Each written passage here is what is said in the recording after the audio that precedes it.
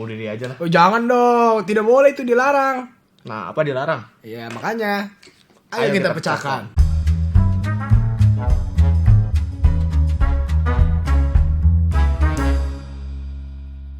Dragon Egg Indonesia.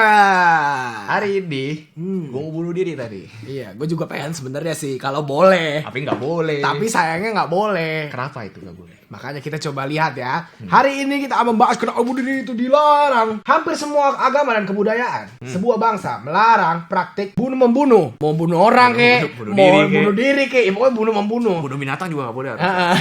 Nah ini kalau bunuh diri, bunuh binatang nggak boleh, lu tiap hari makan apa? Kan bukan gue yang bunuh, gue makan. Udah. Jadi tukang jagal babi lu nggak boleh sebenarnya ya.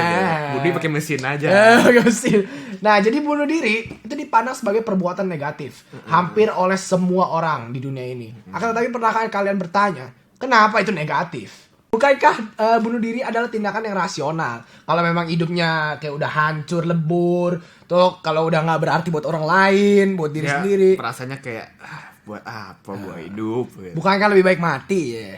Rasional kan sebenarnya? Bener juga sih. Apalagi kalau hidup lu merugikan orang gitu. Iya. Cuma numpang tinggal di rumah orang. Mati aja. Sakit-sakitan gitu ya. Tinggal tunggu mati ya kalau sakit-sakit. Ya harusnya kalau rasional ya bunuh diri lah ya. Cuma kenapa nggak boleh? Bukankah bunuh diri itu hak kita? Bunuh diri kan nggak merugikan siapa-siapa, ya kan? Kalau kita mati malah orang ada yang seneng. Kalau yang dia benci sama kita gitu, udah mantap itu.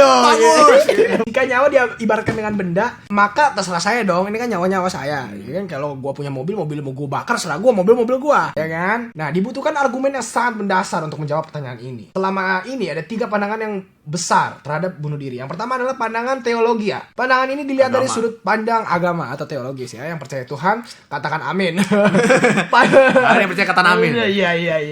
Pandangan ini mendasarkan teori ini dengan keberadaan Tuhan.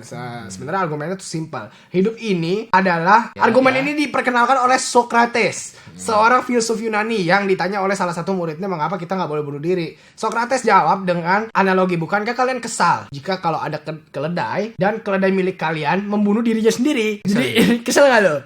Ya misalnya lo punya anjing nih, Anjing mati sendiri. mati sendiri.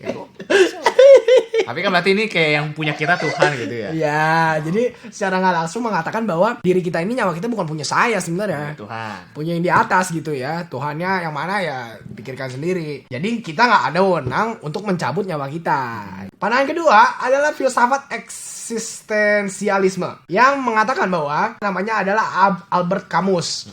Camus yang buat lihat ini. Buat ini baca diksionari. Cari ini arti bahasa. Jadi si Camus ini datang dari Perancis. Si Camus menyadari bahwa penyebab bunuh diri yang paling mendasar adalah tidak adanya tujuan lagi untuk hidup. Jadi kayak tadi udah nggak punya tujuan hidup, nyusahin orang, banyak yang benci gitu kan. Si Camus ini mengatakan bahwa wajar karena dunia dikatakan begitu absurd karena seringkali ekspektasi tidak sesuai dengan harapan dan realita gitu kan. Dunia menjadi tidak dapat diprediksi dan membuat manusia tampak tidak ada tujuan lagi yang bermakna dan aksi dan upaya sebenarnya kita tuh tidak boleh membunuh diri kita sendiri karena walaupun dunia tampak seperti tidak ada tujuan, aksi dan upaya kita mencapai tujuan telah ditetapkan di benak kita. Tuh nggak jelas gitu. Jadi walaupun kita gagal mencapai tujuan nih, yang terpenting adalah tindakan-tindakan yang telah kita lakukan untuk mencapai tujuan kita itu gitu. Jadi bukan tujuan tapi prosesnya. Ada ilmuwan juga yang namanya Soren Kierkegaard sebenarnya mengatakan bahwa dunia begitu absurd karena sebenarnya itu sebagian dari rencana Tuhan yang besar yang kita nggak tahu apa itu. Jadi kita udah punya tujuan mungkin nggak terjadi kan, ada rencana lain. Ada pandangan ketiga yaitu stoikisme. Apa tuh? Jadi stoik ini memulai dengan membandingkan manusia dengan binatang. Apa bedanya manusia dengan binatang? Apa persamaannya? Persamaannya adalah punya hasrat dan tubuh. Punya napas, punya badan, ya kan? Punya mata 2, kaki 2. Anjing. Ada yang kakinya 4. Ya, jadi manusia dan binatang tuh kesamaannya memiliki hasrat makan, seks. Akan tetapi perbedaan manusia dengan binatang adalah di akal budi. Jadi akal budi adalah yang terutama dan itu yang membuat manusia. Jadi manusia harus bertahan diri dan yang harus dipertahankan adalah akal budi tersebut. Jadi jika situasi mendukung secara rasio bunuh diri adalah tindakan yang tepat menurut akal budi, maka akal budi sah-sah dilakukan. Tubuh bagi mereka adalah cangkang jiwa saja. Jadi menurut akalnya si Budi nih, si Budi main akalnya juga. Betul. Menurut si stoik, jadi tuh manusia itu beda sama binatang. Kalau binatang tuh boleh bunuh diri berarti. Nggak boleh. Di sini. Tapi yang gue bingung gimana caranya binatang Mereka itu juga bunuh nggak diri. bisa. Mereka nggak bisa. Jadi mana yang benar dari ketiga teori tersebut? Kita nggak bisa memaksakan kepada kalian teori ini yang paling benar gitu ya. Tapi kita cuma bisa mengkritisi teori tadi ke kalian. Pokoknya intinya jangan bunuh diri. Ya, jangan menjadi seorang yang menelan bulat-bulat teori tersebut dan harus kritis dalam kehidupan nanti. Jadi kalian akan menemukan banyak sekali pendapat yang saling bertentangan dari antara teori-teori tersebut. Ini nggak ada hubungannya bunuh diri ya, gue lihat ya.